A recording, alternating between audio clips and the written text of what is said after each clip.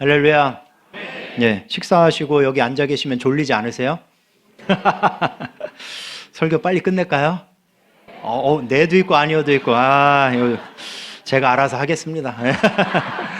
예.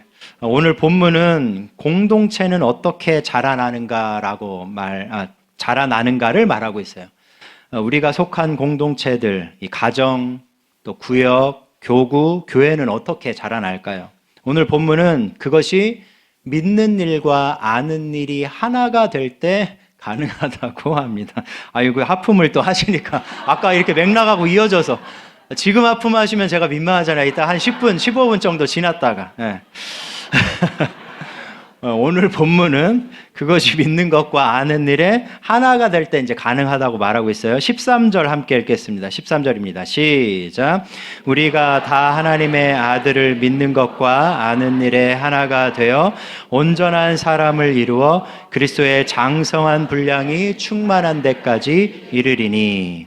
여기서 믿는 것과 아는 일에 하나가 되어라는 말은 믿음과 지식이 상호 보완적이라는 것을 말해줍니다. 그러니까 서로 뗄래야 뗄 수 없는 관계라는 거예요. 서로를 돕는다는 얘기인 거죠.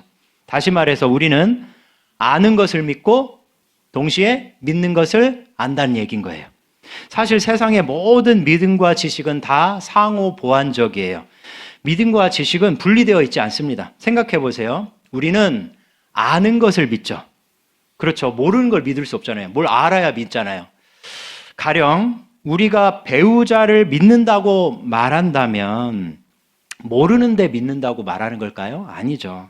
배우자의 성품, 능력, 직장, 이웃과의 관계, 삶의 목표와 가치관을 알기 때문에 내가 배우자를 믿는다고 말하는 것입니다.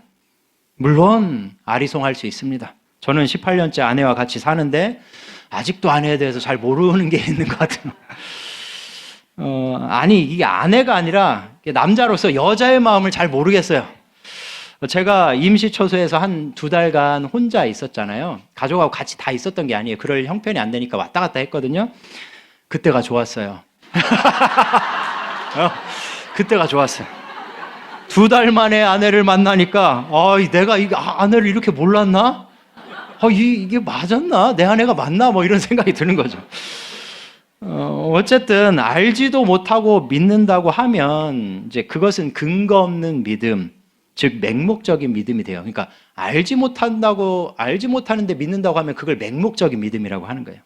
또 우리는 믿는 것을 압니다. 가령 배우자를 안다고 말한다면 그것은 배우자에 대한 뭐가 있기 때문일까요? 믿음이 있기 때문에 가능한 거예요. 만약 내가 배우자를 믿지 못한다면 배우자의 성품, 능력, 직장, 이웃과의 관계, 삶의 목표와 가치관을 아무리 알아도 어떻게 할까요? 내가 배우자를 믿지 못하는데 그의 성격 이런 건 다 알아요. 그러면 이게 어떻게 될까요? 그걸 다 의심하게 될 거예요. 의처증, 의부증이 그런 거죠. 모르지 않아요. 아는 걸 다 의심할 뿐이에요. 그게 진짠가 하고. 배우자가 아무리 정상적으로 행동하고 증거를 들이대도 의심하면 답이 없잖아요. 이렇게 믿지 않는데도 불구하고 안다고 말하면 그건 아는 게 아니라 모르는 거예요. 마찬가지라는 것입니다. 우리는 예수님을 알게 믿습니다. 그러니 예수님에 대해서 알아가시길 바랍니다. 성경 공부나 말씀을 배우는 자리들을 적극적으로 참석하세요. 목사님, 저는 이제 나이도 들었고 평생 말씀 들었는데요. 아니요. 예수님을 알아가는 데 끝이 없습니다. 저 목사잖아요. 성경을 얼마나 많이 봤겠어요. 또 연구하고 했겠어요. 볼면 볼수록 새로워요. 하나님의 말씀은 평생 배워도 모자라요. 예수님을 아는 만큼 믿게 되어 있습니다. 또 우리는 예수님을 믿기에 알아요. 이미 알고 있는 예수님의 성품, 사랑, 능력, 계획을 믿으시기 바랍니다. 아는 것만 가지고 안 돼요. 믿어야 돼요. 그러면 그 성품, 사랑, 능력, 계획을 더 풍성히 알게 될 거예요. 내가 아는 걸 믿으면 그 아는 것이 더 풍성해져요. 그런데 우리가 믿는 것과 아는 일에 하나 될 때 유의해야 할 점이 있습니다. 그게 뭘까요? 사랑 안에서 해야 한다는 거예요. 사랑 안에서. 우리 함께 15절 읽겠습니다. 15절입니다. 시작. 오직 사랑 안에서 참된 것을 하여 범사에 그에게까지 자랄지라. 그는 머리니 곧 그리스도라. 아멘. 여기서 참된 것을 하여 라는 말을 원문으로 보면 진리를 말하라 라는 뜻이에요. 무슨 진리일까요? 우리가 앞에서 살펴본 하나님의 아들을 믿는 것과 아는 것. 그러니까 참된 것을 말하라는 말은 예수님을 믿는 것과 아는 것을 누구에게 말해주라는 거예요? 서로에게, 지체들에게 서로 말하는 거예요. 그래야 우리의 머리 대신, 우리 공동체의 머리 대신 예수님을 향해서 우리가 성숙하고 자라난다는 얘기인 거예요. 따지고 보면 우리는 교회에서 항상 참된 것을 서로에게 말해주고 있어요. 제가 지금 하고 있잖아요. 제가 성도님들께 지금 참된 것을 설교로 말해드리고 있고 성도님들은 그걸 듣고 있죠. 또 성도님들은 서로가 서로에게 참된 것을 말해주고 있어요. 언제 그러시나요? 구역 모임 때, 구역 예배 때. 깨달은 말씀과 그 말씀을 어떻게 살아낼지 나누시잖아요. 그렇죠. 그러시죠. 이게 반응이 이거 알 수가 없어요. 우리 성도님들의 이 포커페이스, 이거는 아주 대단하셔요. 제가 구역장님들께 매주 영상을 만들어서 보내드리고 있는데 구역장님들 다 보고 계시죠? 그냥 구경하라고 보내드리는 거 아닙니다. 제가 이번 주부터는 양복을 입고 넥타이도 매고 이제 촬영을 할 거예요. 그전에는 집에서 촬영하다 보니까 그냥 티셔츠 하나 걸친 채로 머리도 막 부스스한 채로 이렇게 했어요. 제가 그렇게 해드린 이유는 뭐냐면 좀 더 친밀해 보자고, 그리고 구역장님만 보시라고. 근데 이제 구역장님만 보시는 것 같지가 않더라고요. 그래서 제가 양복을 입어야겠어요. 그거 그냥 구경하라고 보내드린 거 아니에요. 저처럼 제가 나누는 것처럼 나누시라고 보내드린 거예요. 그렇게 서로에게 참된 것을 말해줘야 함께 성장하는 공동체가 되기 때문에 그래요. 우리 여기 계신 구역장님들 꼭 나누시길 바랍니다. 중요한 것은 그 참된 것을 그냥 말하지 말고 뭐 안에서 말하라는 걸까요? 사랑 안에서. 이 말을 뒤집으면 어떻게 될까요? 사랑으로 하지 않으면 아무리 참된 말, 바른 말을 해도 소용 없을 수 있다는 거예요. 왜 그럴까요? 그 참된 말이 잘못돼서일까요? 아니에요. 참된 말 자체는 아무 문제 없어요. 바른 말이니까. 다만 참된 것을 어떻게 말하느냐는 뭐가 될 수 있을까요? 문제가 될 수 있어요. 나는 참된 것을 말했고 바른 말을 했으니 그 다음은 네 몫이다 라는 태도로 말해서는 안 된다는 거예요.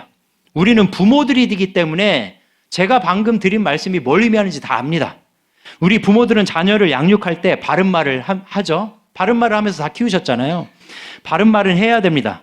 그래야 자녀들이 바른 것이 무엇인지 아니까요. 그건 부모의 의무자 책임이에요. 하지만 그것만큼 중요한 게 뭘까요? 그 바른 말을 바르게 하는 게 중요합니다. 어떻게 하느냐도 중요해요. 사실 사람은 말 자체보다 말하는 사람의 태도와 감정에 더 영향을 받아요. 말 자체보다. 제 아들이 그랬어요.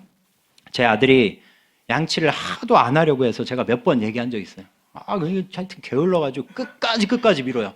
밤 10시가 될 때까지 등을 땅바닥에 붙이고 누워있다가 양치해라 하면 이제 그제서야 일어나서 해요. 그러니까 이게 하루 이틀 쌓인 게 아니잖아요.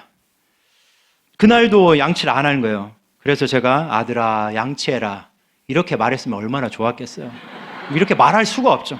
하루 이틀도 아니고. 너 그거 또 안 하냐? 너 그래서 너 이 썩으면 어떡할래? 너 치과 가면 너 얼마나 무서운 줄 알아? 너 왜 이렇게 게으르니? 이런 식으로 막 비난하듯 말했어요. 그러니 아들이 어떻게 반응했을까요? 아직 어리니까 엄청 서러워하는 거예요. 제 말이 틀려서일까요? 물론 말 자체도 좀 비난하는 투로 했으니까 틀리긴 했지만 제 말이 틀린 게, 양치질 해라는 말이 뭐가 틀렸어요? 바른 말 했잖아요. 그런데 제가 그 바른 말을 비난하고 정죄하듯 했기 때문에 문제가 생긴 거예요. 이렇게 참된 말도 중요하지만 그 참된 말을 어떻게 하느냐도 중요합니다. 교회에서도 마찬가지예요. 우리는 서로의 성숙을 위해 참된 것을 말해줘야 돼요. 그게 우리의 서로의 의무와 책임이에요. 오늘 말씀이 말하잖아요.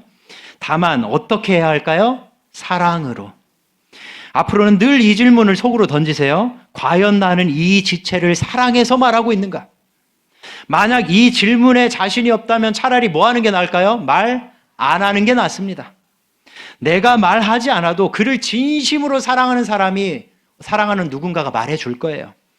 내가 사랑하지도 않으면서 말하면 어떻게 될까요? 싸움밖에 안 돼요.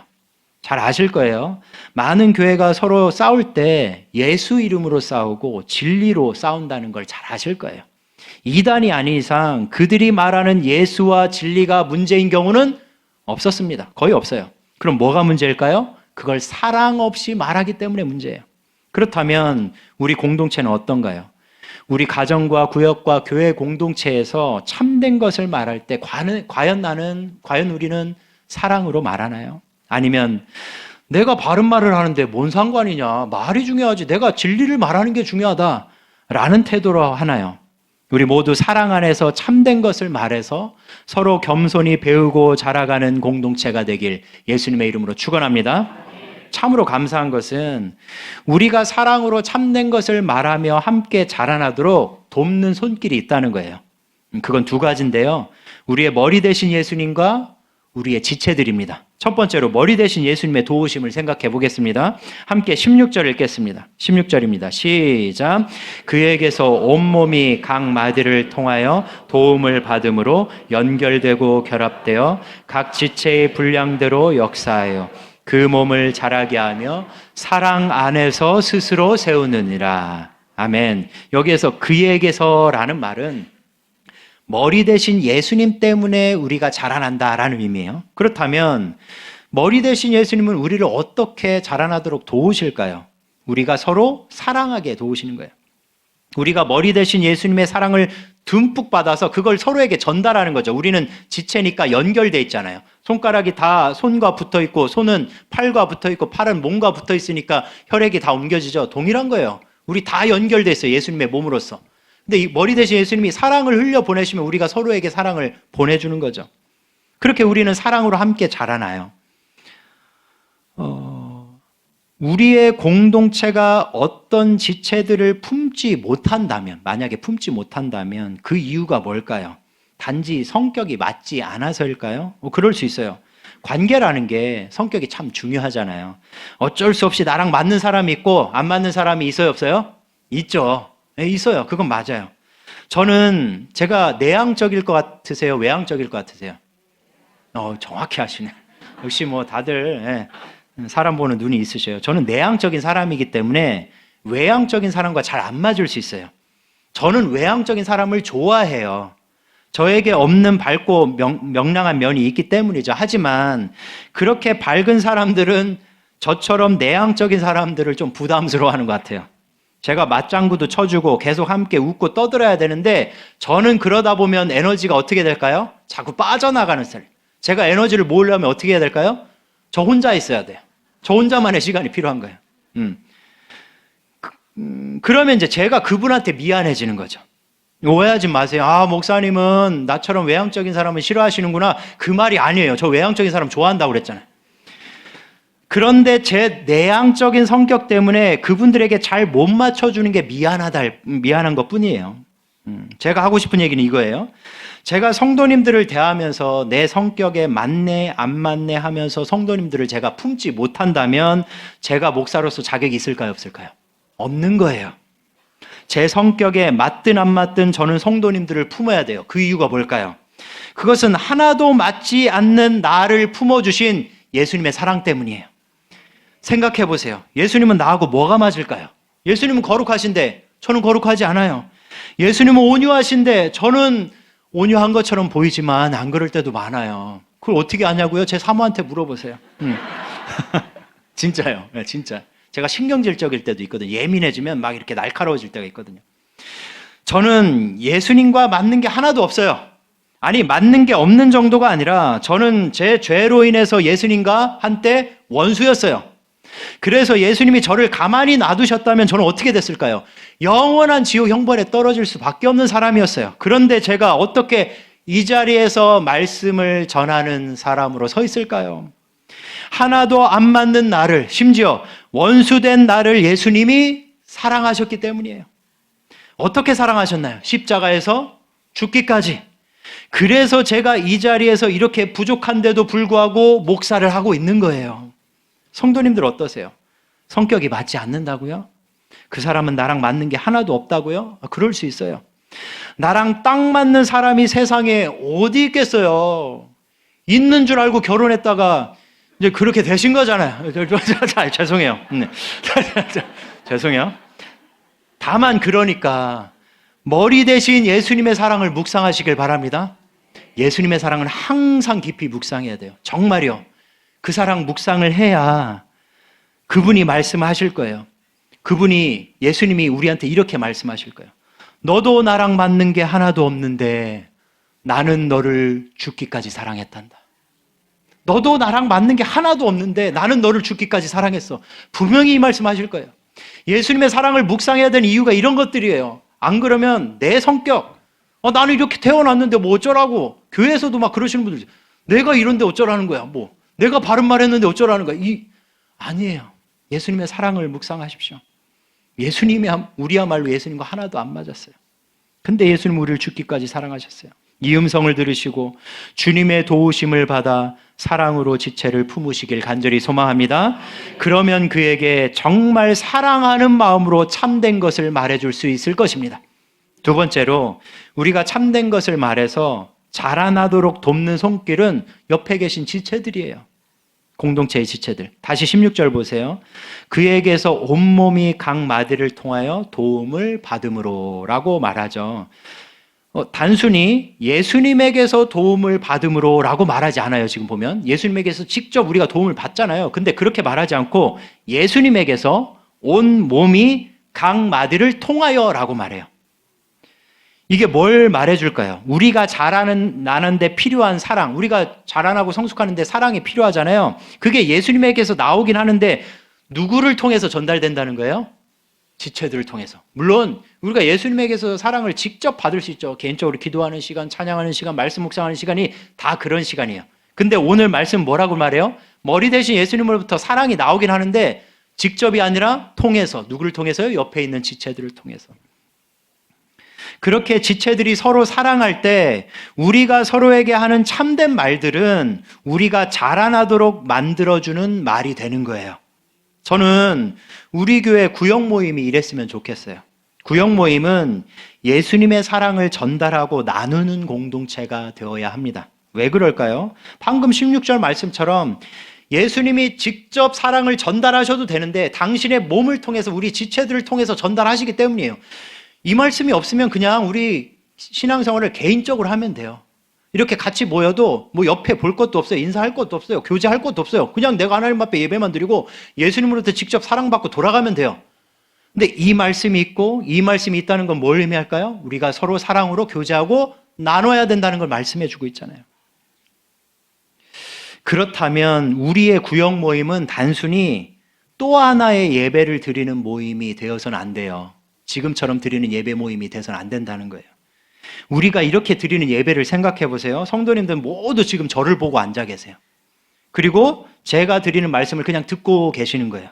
그리고 성도님들이 입을 떼는 시간은 언젠가요? 찬양하는 시간, 기도하는 시간이에요. 서로 대화할 일 없어요. 대그룹의 예배는 그런 예배예요. 근데 구역 모임은 이런 대그룹 예배의 축소판이 되면 안 된다는 거예요.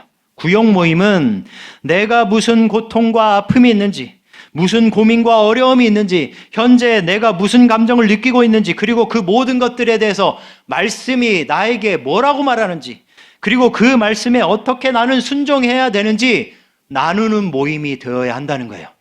그러니까 이 대그룹 예배와 소그룹의 모임은 다른 거예요.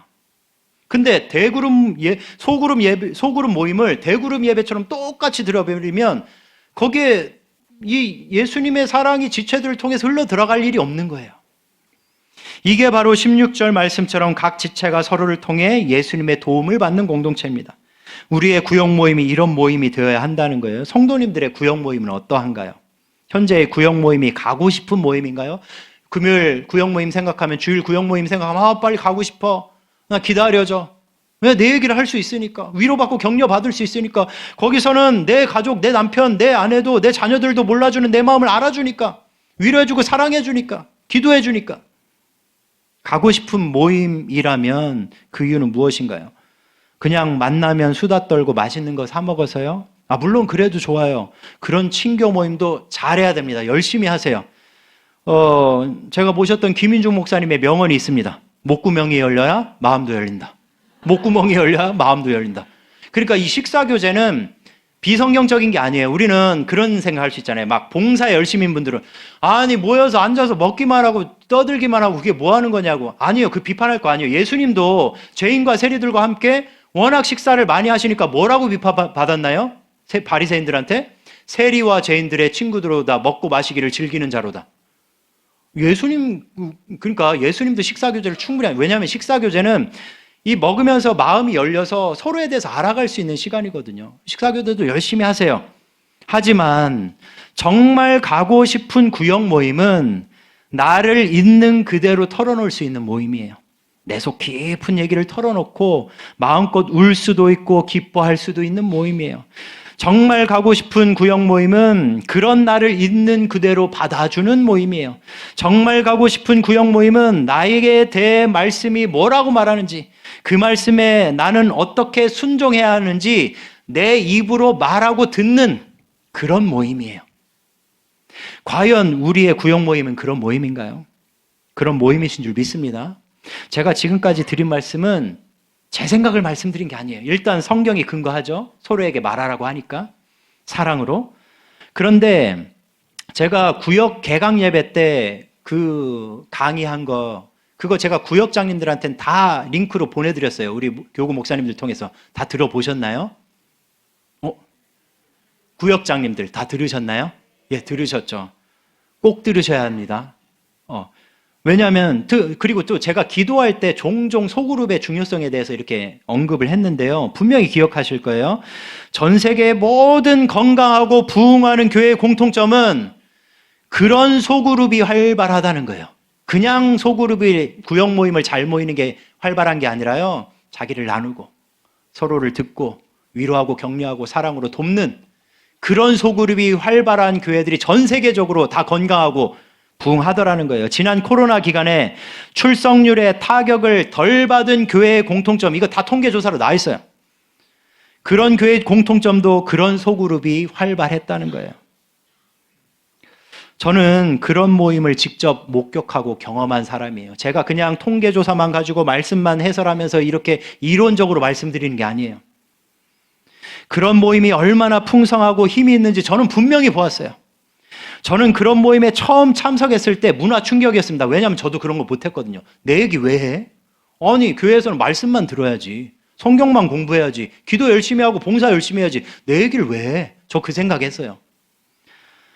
그런데 모여서 나누는데요. 자기 얘기를 하는데 주저함이 없는 거예요. 그 모임은 말씀으로 자기를 해석하는 것이 너무나 풍성한 거예요. 그 모임은 서로를 있는 그대로 인정해주고 위로하는데 아낌이 없는 거예요. 충격을 받았어요. 충격을. 그런 모임에 새신자가 들어가면 빠져나가는 법이 없습니다. 새신자들도 아는 거예요. 각 지체를 통해서 예수님의 사랑이 전달되는 공동체가 얼마나 좋은지 아는 거예요. 세상에 그런 공동체가 없으니까. 세상엔 그런 공동체가 없으니까. 우리 구역 모임도 그런 공동체가 되길 간절히 소망합니다. 그래서 누가 우리 구역에 들어와도 우리가 사랑으로 하는 참된 말을 통해서 함께 자라나는 공동체가 되길 예수님의 이름으로 간절히 축원합니다.